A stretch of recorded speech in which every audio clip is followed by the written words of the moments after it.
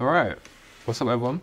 Chances are you may be desensitized to life. A pretty common thing nowadays, from what it seems. Obviously like the hyperstimulation and overstimulation of like your entire, I guess, mental capacity kind of gets wasted on obviously like just the internet of things and watching things, and you know, you're just overall desensitized. Obviously it doesn't have to be just from content alone and things like that, but a lot of times I feel like it could play a huge part. So let's talk about that. If you're new, welcome to the channel, and we just talk about just, I guess, cool things that help you grow in a sense. The objective is obviously to offer hope and things like that, but also to kind of make you think a little bit for yourself, to make better actions for yourself. But ultimately that lies within you. So, if you're happy, let's proceed. So being so desensitized to life is like it's a pretty nasty thing, because it's really hard to get out of, because you have no energy to get out of things. You know, normally like when you start an engine to go somewhere, an engine of a car or whatever transport vehicle you have, it needs power and it needs fuel. So when you're desensitized, it's really hard to kind of regain it back. And I don't think anyone really truly does have it, apart from children, because they live life with so much energy, so much like capacity, and they just be like constantly hyper and stuff like that. Maybe not in today's generation, because obviously we've kind of surrounded by tech all the time. So maybe not as much now, but just generally, you might just notice that. And I think we can learn a thing or two from that, which is basically to experience more of life rather than kind of artificially stimulating ourselves through things like this video, maybe, perhaps. And that does make me feel a kind of way, because it makes me feel like I'm part of the problem. But I think obviously mainly the problems kind of lie within the user, the viewer, or whoever you may be, including myself. So yeah, it's a tricky one, because obviously as tech continues to grow and things like that, we're only going to get more and more, it's going to basically be prevalent in more and more of our lives, you know. So it's really important, like now other than later, that we kind of determine how we can kind of balance having both, because you can live in a world where you know, tech improves your life and it helps you with certain things, but to become reliant on it, that's where the main issue is. And it's pretty normal. I mean, even now you might just be like, oh man, I feel like I have no emotion, I'm feeling numb all the time, and it's not great. It really isn't nice to feel like that. And oftentimes we feel like that because we have no energy, no life force in a sense. And you probably noticed on your most kind of energetic days where you've just wanted to do stuff, you've been the most motivated and things like that. Oftentimes it seems like it comes from not being on any kind of device, when you're actually in the present flow of things and you're just living life, really and truly. And I think we kind of need to get to a little bit of that back, because we're just going to keep kind of getting tired by the screen over and over and over, and then our attention spans are fried as well as a result of that, and then our just kind of life sort of deteriorates in a way, because we don't get to experience as much. And if we do experience, it's going to be artificially. Like, for example, if you see like say a bunch of YouTube shorts, for example, because I'm on YouTube here, you get to experience life through other people. You get to experience different cuisines and looking at how they're made artificially. It's not real. None of it is real. And it's kind of scary, because you should be able to experience that if you want to. And I mean, things probably will be like that cyberpunk thing, which was, you know, you're not alone, let me fix that. You know that scene where the lady's like, real? Yeah, I mean, it does seem pretty realistic now. And if even things like pleasure in that kind of sense is fulfilled, then we're kind of in the early stages of it through how we live our lives now, and how we experience content through the lens of other people experiencing things. Which is why I'm so adamant on saying, you know, try to maximize the human experience, because it's real when it's real. And sometimes it has to be as simple as that, just to kind of get the point across, because we like to complicate things as humans. But what's real is real. Sometimes, you know, you be on a device and it's just not real stuff you're watching. I mean, obviously it is real life, but it's not you experiencing that, you know? And when things become too artificial, it's like that's where that kind of problems kind of start to come from. But there is hope. Because once you recognize that, now you can take some of that power back that I guess these things are kind of given to you. Again, it might not even just be a thing of, oh, you're on your device too much.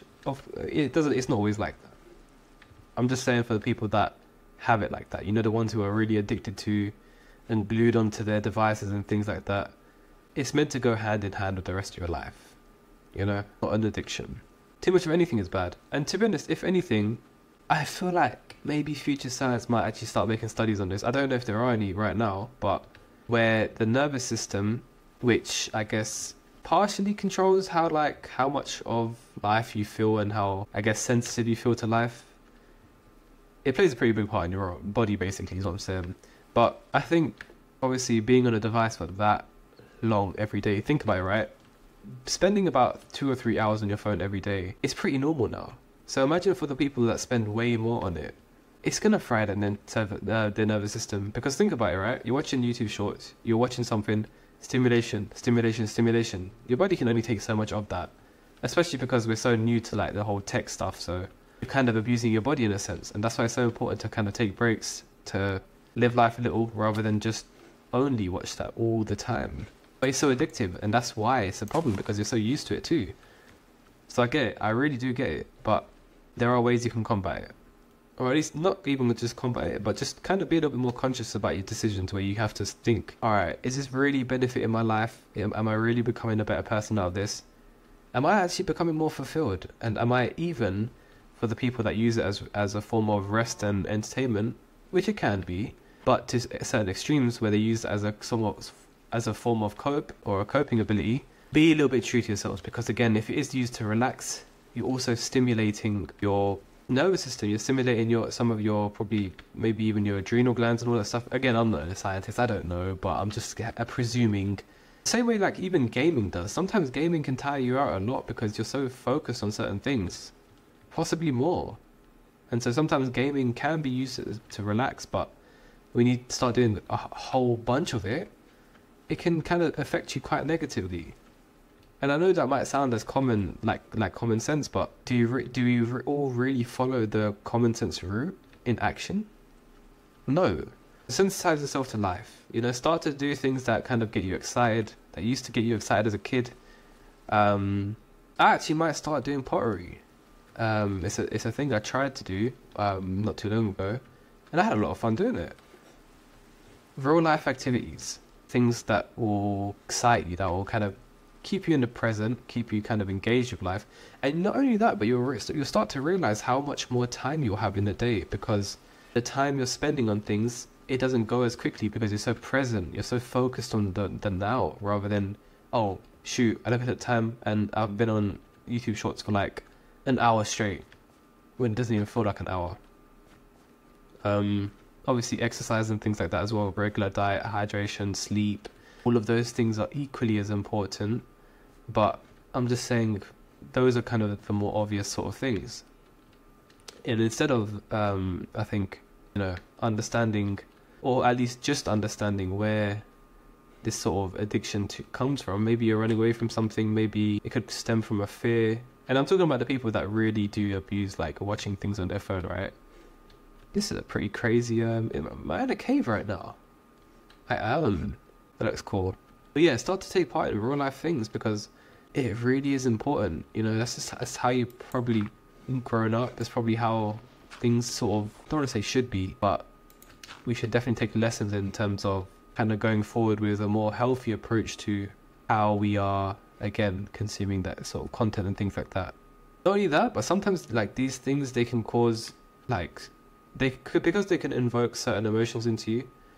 Like, for example, you might watch a YouTube short about, it doesn't even have to be YouTube shorts, it can just be just general stuff, right? Just YouTube videos. But you can watch stuff that might be really, really stimulated. Like, maybe you might watch something that's really graphic and it really gets your emotions turned up and it ramps it up. You're essentially using the fuel in your vessel that is your human body in order to watch that, because it's making you react in such a way.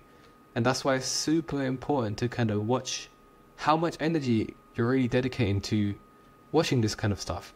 And as a result, you start to question, why am I desensitized? Well, that could be a very, very big reason. So you have to really start to question things like, am I really, like, how am I feeling after this? Because sometimes you might even think, oh, you feel like crap after doing it. And that's like the same kind of thing you'd get after like maybe getting off some kind of drug or some kind of substance that might kind of abuse your body. It applies the same way. A lot of stuff we're doing nowadays is related to tech. We're kind of abusing ourselves, abusing our mental capacity, and as a result, it affects the rest of our lives. Like imagine if you spend an entire day on the screen. It's not just that entire day that's been ruined now. It's probably the next day because you've used up so much of your reserves and extra that the next day is also affected, and possibly the next week because it takes so long to recover. Couple that with like bad sleep because you're so stimulated at sleeping hours. Like you might watch things before you go to bed that might kind of make you wake up, and now you've got insomnia, and now your I guess sensitivity to life is a lot less now, and that's kind of scary. It really is, because it's so easy to fall into, and no one talks about it.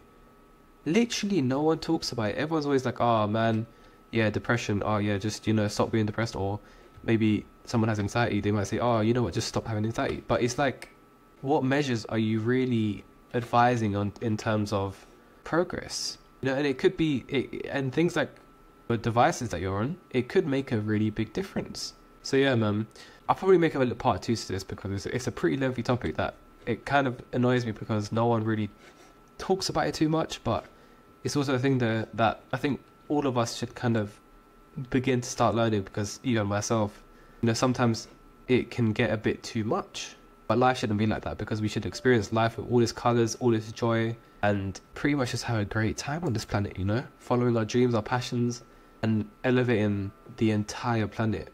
So anyway, thanks for watching. Hope you guys have a great day. Peace and blessings to you all. And yeah, I'll see you in the next one.